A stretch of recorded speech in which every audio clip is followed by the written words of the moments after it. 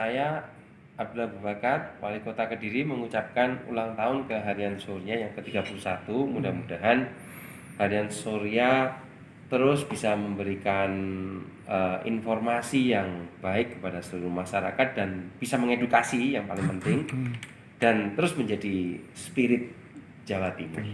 Sukses selalu dan berkah selalu untuk Harian Surya.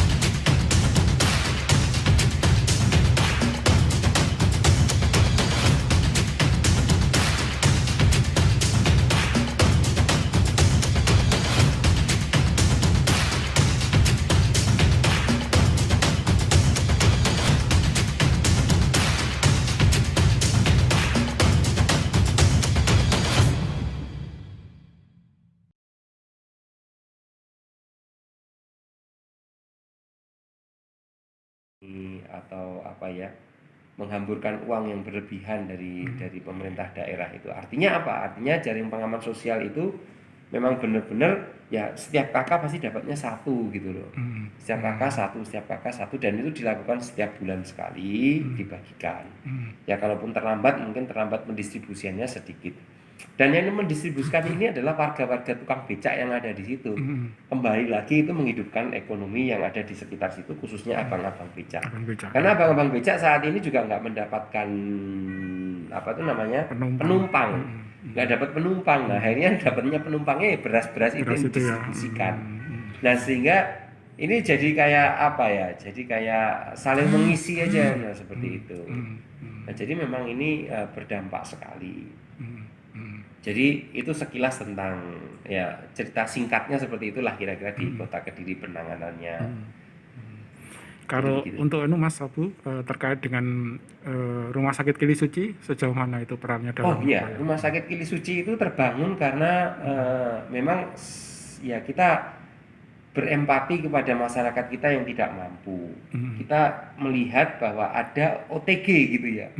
Ada OTG, ini nggak sakit apa-apa, OTG yang harusnya bisa dirawat di rumah. Artinya dia isolasi mandiri itu bisa. Tapi ternyata kita lihat rumahnya nggak ada pintunya gitu. Antar kamar dan kamar tuh nggak ada pintunya. Tentu ini kan menjadi bahaya ya bagi masyarakat yang kurang mampu, karena mereka nggak ada sekatnya. Saya khawatir kalau mereka itu nanti minumnya masih gelas satu sama yang lainnya juga sama. Akhirnya kita putuskan kita menghidupkan rumah sakit baru, rumah sakit lama kita namakan Rumah Sakit Kili Suci karena kita ambil dari kearifan lokal namanya. Nah, jadi itu untuk menjadi tempat isolasi. Nah, sementara kan dulu kan belum ada rumah sakit lapangan dan apa segala macam itu. Kita cepet-cepetan aja karena memang banyak pada saat itu pekerja kita yang dari pabrik rokok yang kena, yang dalam tanda kutip teman-teman kita yang kerja di pabrik rokok di Tulungagung itu memang keadaan rumahnya itu seperti itu gitu. Masih kurang tidak layak untuk isolasi mandiri. Nah, sehingga kita tempatkan di sana. Tapi setelah dalam beberapa waktu terus berjalan ini, ternyata benar banyak orang memilih isolasi mandirinya itu di Rumah Sakit Kili Suci daripada di rumahnya. Karena memang di rumahnya itu memang ada ibunya yang komorbid atau bapaknya yang punya komorbid. Nah, sehingga rumah sakit ini bisa termanfaatkan dengan baik kebetulan gitu. Nah, saat ini rumah sakit ini kita ajukan menjadi rumah sakit lapangan yang bisa membackup nanti masalah corona, masalah COVID-19. Jadi gitu. Penanganan COVID di Kota Kediri ini memang kita tracingnya yang kita seriusin di tracingnya. Jadi kalau mau ada yang kena, tracingnya itu berjalannya luar biasa sekali. Nah memang kita sedikit memberi batasan pada, kita bukan melarang perekonomian, tapi kita memberi batasan.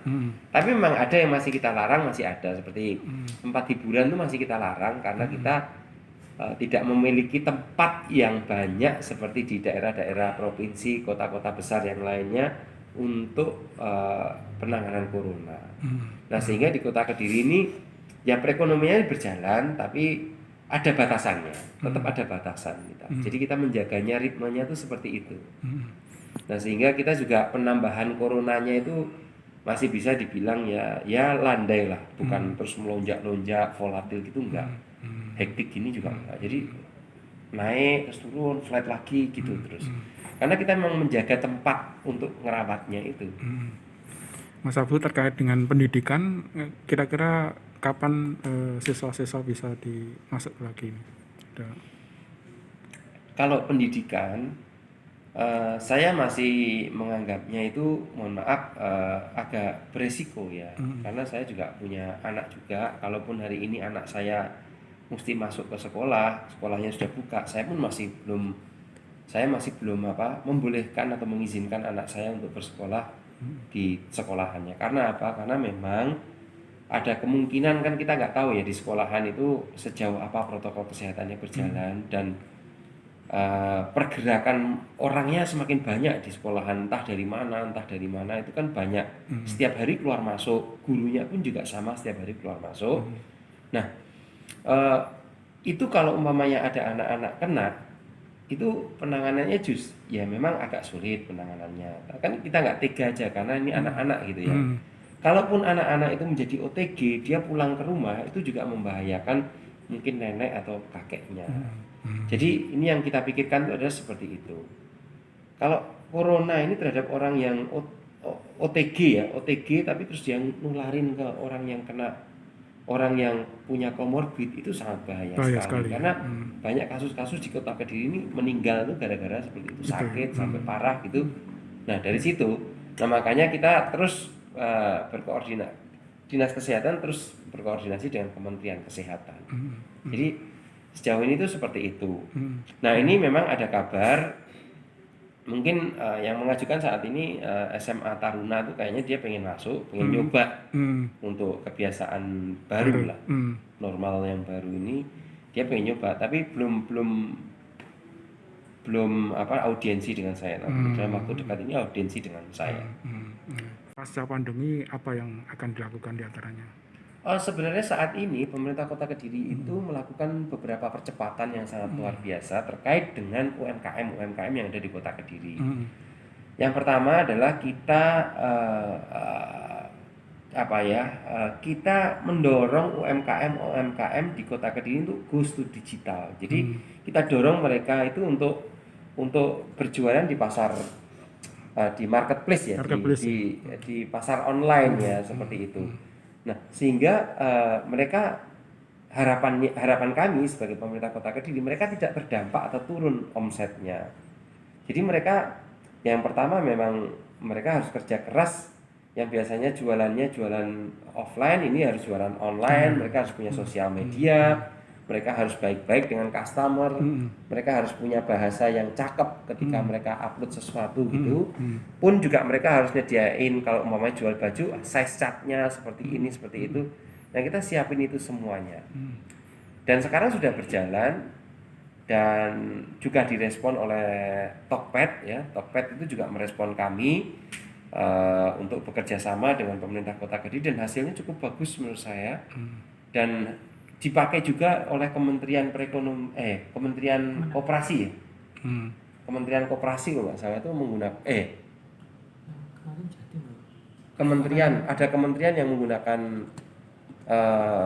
ada kementerian yang menggunakan gambar itu di Kota Kediri. Menurut saya juga sangat bagus sekali itu gitu. Menginspirasi ini ya, Ini ya, menurut mereka kenapa pakai itu? Bagus Pak, ini Kemenkop Pak yang jadi di IG-nya Kemenkop ini, Kemenkop UMKM ini ya. Ini Kemenkop UMKM ini pakai N-nya Kediri ini, Harmoni Kediri, mau UMKM ini sangat bagus sekali. Artinya walaupun di masa pandemi ini kita terus berjalan untuk menumbuhkan perekonomian, khususnya juga tingkat inflasi di Kota Kediri. Nah, inflasi di Kota Kediri cukup bagus kita. Artinya di semua daerah Jawa Timur ini ketika mereka deflasi, kita di Kota Kediri inflasi. Artinya ekonominya berarti tumbuh kalau ada inflasi, kalau deflasi ekonominya turun gitu. Iya, iya. Jadi sangat bagus lah di Kota Kediri ini. Mungkin di Indonesia hanya beberapa saja yang mengalami inflasi ya. Salah satunya adalah di Kota Kota Kediri. Kediri. Nah itu kita jaga, stoknya juga kita jaga, semua kita jaga baik-baik di Kota Kediri.